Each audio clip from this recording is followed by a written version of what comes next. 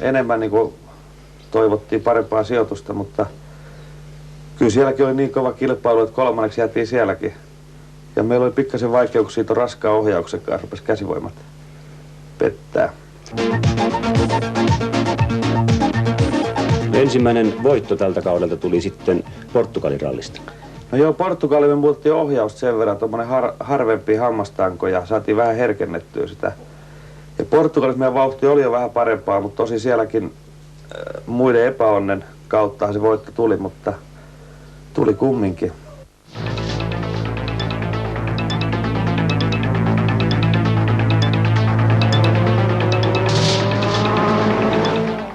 Ja Safarista heltisi sitten 7. sija. No joo, Safari oli tälle tiimille ensimmäinen kerta Afrikassa ja siellä meillä oli tosi pieniä murheita, mutta aika paljon auton kanssa ja tehtiin varmaan 5 tuntia yhteensä remonttia. Et sieltä haettiin kokemusta vaan. Ja sitten oli vuorossa Korsika. No Korsika oli joo, siellähän me ensimmäiselle pikataipolle hukku sähköautosta ja sieltä me ei saatu mitään, ei edes kokemusta, vaan me topattiin heti 20 kilometriä ensimmäisen pikataipaleen jälkeen, että sieltä tultiin kovaa kotia.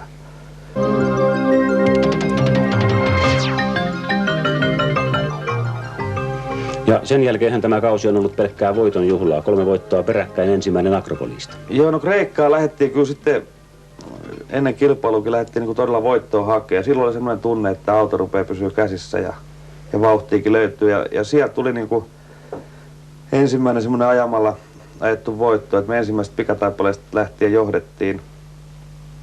Ja se meni ihan kivasti.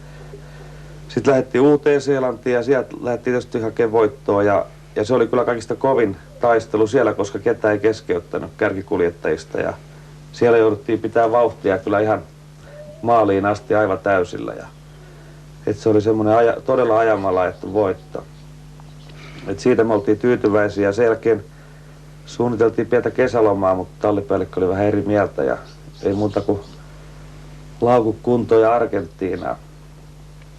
Ja Argentiinan rallihan oli meidän tiimille vähän epäonnen ralli, koska Arja ajoi tämän kolarin, mutta muuten meidän kannalta se meni kyllä ihan hyvin sitten.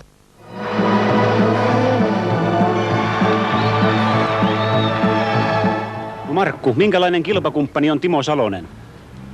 Timo on ollut monta vuotta mulle kova kilpakumppani ja Timohan on tänä vuonna kehittynyt erittäin paljon. On hän aina ollut hyvä, mutta tänä vuonna Timo on saanut sen oikein fiiliksen, mikä tarvitaan voittaa kilpailuja. Ilkka, minkälainen kilpakumppani on Timo Salonen? Varmasti kovin tänä vuonna. No täytyy sanoa, että harmiton mies se täytyy olla, kun se mun kanssa jaksaa istua. Mistä noin rauhallisen näköinen mies sai päähänsä ryhtyä harjoittaa ralliautoilua? Tietysti aivan pikkupojasta saakka autot on kiinnostanut ja pelannut autojen kanssa. Ja silloinhan 70 vuonna, kun mä ajokortin sain, niin aloin ajaa niin kuin omalla autolla ralliin juniorikilpailuja. Ja sieltä se lähti tää Kimmoken liikkeelle ja sitä sitten ajettiin omilla ja pankin rahoilla siinä alussa. Ja 75 vuonna tuli ensimmäinen tarjous niin kuin tehtaan autosta ja tärppäsi ja silloin siitä se lähti niinku käyntiin. Mutta kyllä nuo autot on mielessä ollut kyllä ihan niinku melkein siitä saakka kun käveleen oppi. No tuo kansainvälinen moottorilehdistö sanoo, että sinä olit oman itsesi kannalta liian kauan aikaa tämän japanilaistallin palveluksessa. Mitä itse sanot siihen? Kyllähän se tietysti ei ollut aivan kilpailukykyinen auto, mutta en mä tiedä, se aika hukkaan on mennyt, koska hirveästi me saatiin kokemusta ja rutiinia näihin MM-kilpailuihin 6 vuoden aikana, että tosi tulokset jäi vähän heikommiksi, mutta ehkä tässä nyt on sitten niinku valmiimpi aloittaa tämän kova taistelu, kun on vähän rutiinia ja kokemusta, että ei se hukkaan se aika mennyt siellä. Olisi jännä kuulla, miten tämä värväystoiminta rallimaailman huipulla tapahtuu. Miten esimerkiksi sinut värvättiin tähän ranskalaistallin palvelukseen? No tää oli oikeastaan yksi puhelinsoitto vaan, koska tämä meidän tallipäällikkö Jean Todt, hän hirveästi tykkää suomalaisista kuljettajista ja niin viime vuonna Jyväskylän rallin jälkeen hän soitti, että onko mahdollista, että tulisin ajaan toista autoa ja sehän oli meikäläiselle tietysti hieno uutinen, että kysellään töihin ja siitähän se lähti neuvottelut käyntiin, eikä siinä mennyt kuin muutama päivä, niin me sovittiin tästä vuodesta. No, tämä sinun automerkkisi nimi ei oikein tahdo taipua tässä suomalaisten suussa. Miten se automerkin nimi äännetään? Se on kyllä, en mä tarvitse tätä itsekään oikein, kun menee eri maahan, ne ääntää niin erilaisilla, että No miten suomalaisten pitää sanoa? kyllähän se Pösöhän, se on Suomessa. Ralliautoilu elää parhaillaan kaikkien aikojen kukoistuskauttaan. Kaikki huiput ovat suurin piirtein suomalaisia, mistä tämä mahtaa johtua. En mä tiedä, suomalaiset kuljettajat, ne on maailmalla kyllä kaikista arvostetuimpia ja ehkä se johtuu meidän pitkästä talvista ja liukkaista teistä täällä, mitä me joudutaan ajaa normaaliautoilla ja saadaan semmoista jonkinlaista tuntumaa ja kokemusta pitkän talven aikana. Mutta tietysti se on vaikea sanoa ihan tarkalleen, mistä se johtuu. No mihinkä sitten perustuu tämä valtava kansansuosio? Suurajoreitilläkin lienee ollut nyt 500 000 katsojaa. Suomalaiset tykkää vauhdista, kyllähän se on nähty, mutta kyllä ne tykkää tuolla muuallakin maailmalla, koska ei tämä Suomi ole ainoa paikka, missä toi yleisömäärä on niin suurta. Että kyllä tuo monessa muussa maassa on suhteessa paljon enemmän yleisöä. Että kyllä siinä jotain tietysti näkemistä on, kun auto perähtää vauhdilla. Mitä te harrastatte yhdessä? No mä sanon, että päivän kohokohta yleensä harjoitteluaikana on se, kun pääsee takaisin hotelliin tai syömään. Se on se päivän huippukohta ja sen jälkeen on nukkuminen. Työ vie niin paljon ajasta, me joudutaan tavallaan tekemään urakkatyönä koko homma.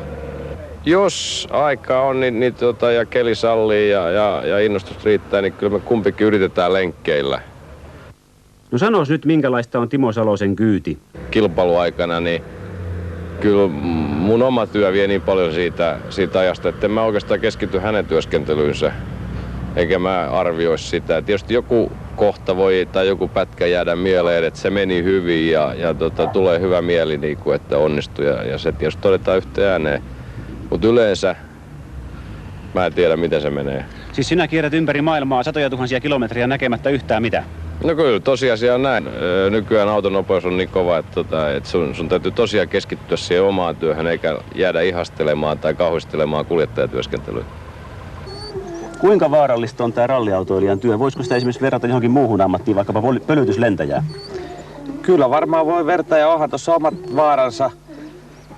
Ja varsinkin tänä päivänä vauhti nousee ja tilannopeudet kasvaa. Et kyllähän siinä niinku täytyy olla refleksi paikallaan.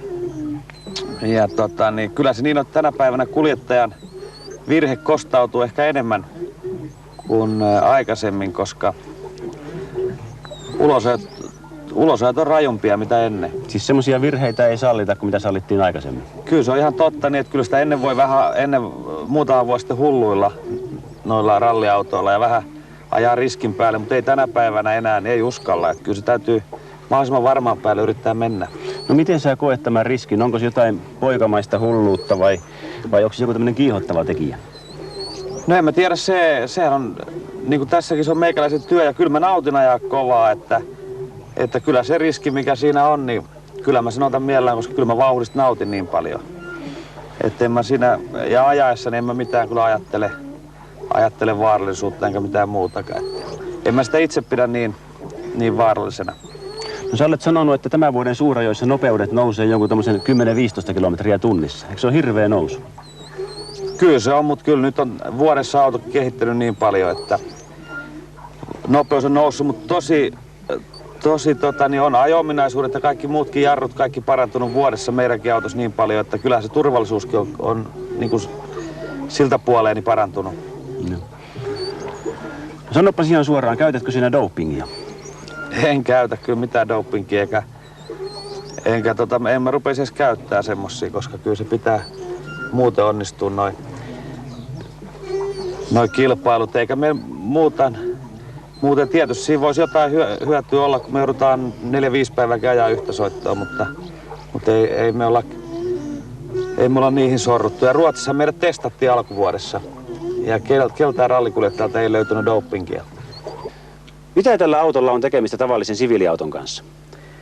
No eihän näillä paljon tekemistä tavallisen auton kanssa ole. Kyllä on tehty aivan niin kuin rallikäyttöön varten erikoisvalmisteisia autoja. Montako kappaletta esimerkiksi tällaista autoa on tehty? No näitä on jouduttu tekemään 20 kappaletta, että ollaan saatu tämä luokitus kuntoon ja ei näitä enempää ole valmistettu. Hevosia? Hevosvoimia on nyt 485 hevosvoimaa tällä hetkellä ja kiihtyvyys on noin 3 sekuntia 0–100. Paino on noin 800 kiloa ja nelipyörän veto, mikä sehän on tässä nyt tärkeä tällä hetkellä. No missä se kuuluu se turboruuvi on?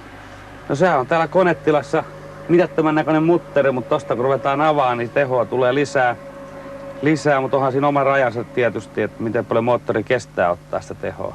Montako hevosvoimaa saa lisää tuolla turboruuvilla? Kyllähän sit saa 100 hevosvoimaakin, mutta silloin se on jo ihan riskipeliä. Tuskin kestää moottori semmoisia tehoja. Tässä kunnossa ainakaan. Joo, täällä sisällähän meillä on tämmönen hienosäätö tähän turboruuviin. Ja tästä pyörittämällä me saadaan lisää painetta ja lisää tehoa, mutta tää on rajattu silleen, että me ei pystytä täältä niin kuin ylipaineita saamaan säädettyä täältä sisältä. No tää on varsin karun näköinen tää sinun työhuoneesi. Minkälainen siellä on työskennellä? No eihän tää nyt mikään kovin viihtyisen näköinen on, mutta tää on tehty lähinnä tarkoituksenmukaiseksi. Täällä on kaikki tärkeät, mitä tarvitaan, eikä mitään ylimääräistä. Lähinnä painon sun muuden suhteen. Että kyllä tää semmoinen toimiva työhuone kumminkin on. Mutta joudutte käyttämään täällä melkein kuulosuojaimia ajattaessa. Joo, täällä on niin kova meteli ei yksin sitä moottorista, vaan kaikki voimansitolaitteet ja noin, koska kumityynyjä käytetään mahdollisimman vähän näissä kilpa-autoissa, että ne olisi vähän enemmän niin kuin yhtä puuta, niin niistä tulee määrätyt jyrinät ja resonanssit tulee tänne sisään.